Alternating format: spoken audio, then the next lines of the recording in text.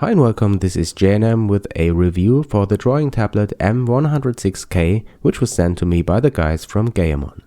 So let's first unbox the tablet. It comes in a nice white box and there's a small sheet in it with the URLs for the manual and the driver's download.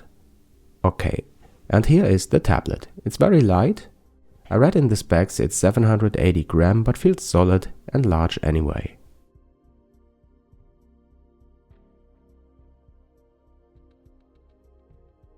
Alright, what's next? There is this small pouch and it contains some extra pins for the pen. Very nice, but there is more. There is this tool, a kind of ring, to remove the pins from the pen. Okay, let's put it back into the pouch. And what's also included is the drawing glove. And the first thing you do is, after unpacking it, you just put it on the wrong way round. No, of course you have to wear it like this, so that your hand glides gently over the surface of your tablet as you draw. A very nice extra. And now let's come to the pen. It needs to be charged, but I read you have to do it only each 3 months. That's fine. The pen is also very light, just like a Wacom pen I would say, and it has a cap that needs to be removed. The material of the handle feels good and non-slippery. Cool stuff. And here's again a sheet of paper. It's just a small how to charge the pen and remove the pins from it. Alright, here at the side is another box that contains the cables. There is one USB cable to connect the tablet with your computer, and the other one is for charging the pen, also with a USB connection. So these are the things that are included in the box. What you can also do is to put the pen to this holder here at the right side. That's very useful, and it has 12 buttons that you can match to keyboard shortcuts and 16 so-called soft keys that you can activate with the pen. These ones here. Very nice, and if you are left-handed you can rotate it 180 degrees. The only problem I see here is that the soft keys are at the bottom then, and the numbers go from 16 to 1, but okay. Could work anyway, and it's good to be right-handed. Okay, I like the thing so far, but now let's install the drivers from the GAOMON webpage, choose the model and the OS, and then press the download button. The setup file should be executed as administrator, and I notice that I also have to run the config dialog for the tablet as administrator. In this dialog you can assign shortcuts for the 12 buttons. By default there are keys assigned like E or B, which you often need for Photoshop, for example for switching from brush to eraser and vice versa.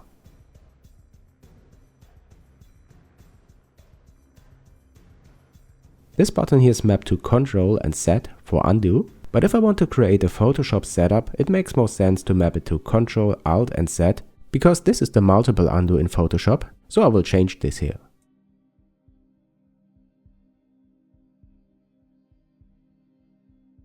The escape key I changed to Alt because I use this quite often, also for ZBrush by the way, and the soft keys from 1 to 16 can be assigned in this dialog as well. On the next tab you can change the pressure sensitivity and the 2 buttons of the pen. I keep this here as is.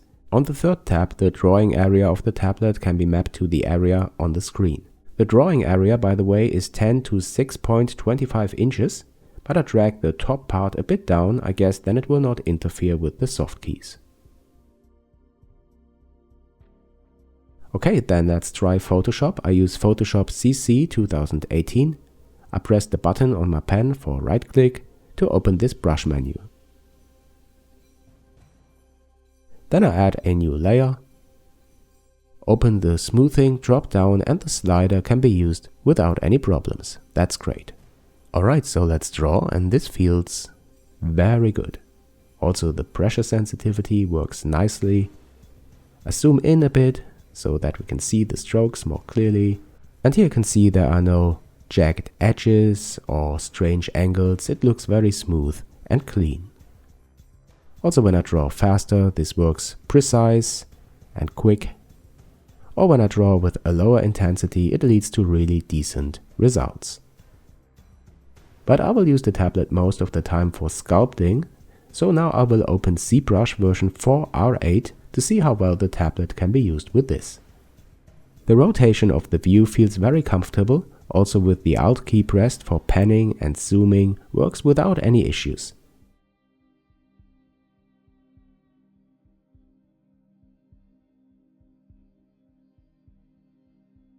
Now we'll test some basic brushes like the standard brush, and the pressure sensitivity here is just great. And I have to say this is how I hoped it would be, because this feature is really important for me.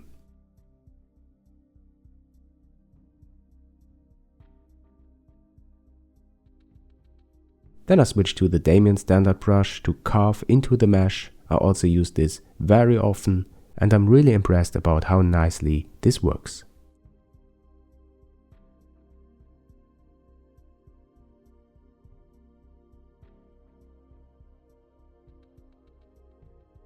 Alright, then let's go ahead and add some eyeballs with an insert brush, and then use the 3D gizmo to move it to the inside.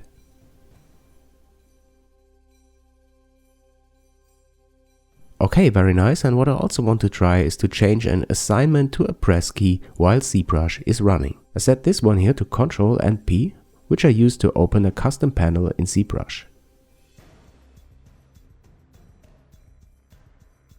And ZBrush is still running, and I press the button, and this works. Good to know that you can adjust these while the app is running.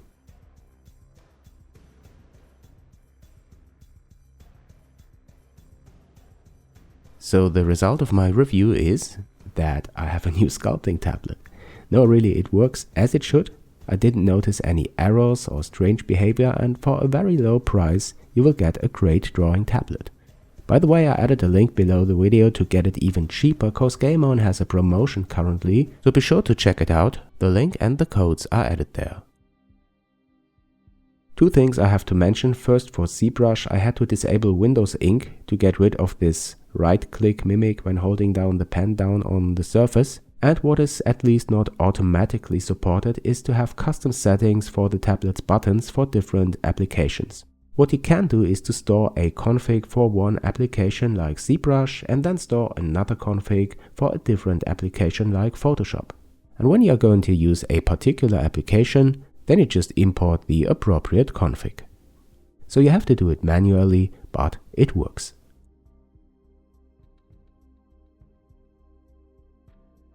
So guys, this was my first hardware review. I hope you liked it, and if you liked the channel, please don't forget to like and subscribe. If you have any questions, feel free to add them to the comments below. Thanks for watching this. Thanks for your support if you consider supporting me on my Patreon, and I hope you come back soon to JNM.